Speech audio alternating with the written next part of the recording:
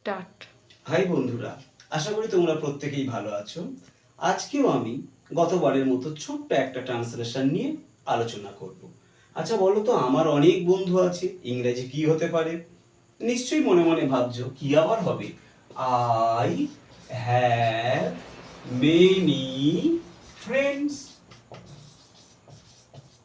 তবে তোমরা কি জানো যে এই ট্রান্সলেশনটাও সম্পূর্ণরূপেই ভুল? কিসের কারণে ভুল?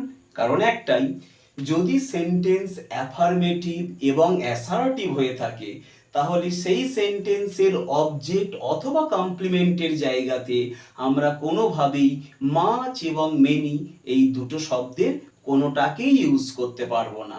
মাচ এবং মেনির পরিবর্তে আমাদের কি ইউজ করতে হবে?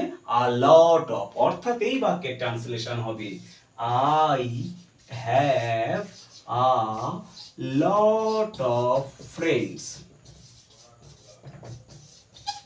আশা করি বিষয়টি তোমাদের ভালো লেগেছে। যদি ভালো লেগে থাকে চ্যানেলটাকে সাবস্ক্রাইব এবং ভিডিওতে একটা লাইক করে দিও। Thank you.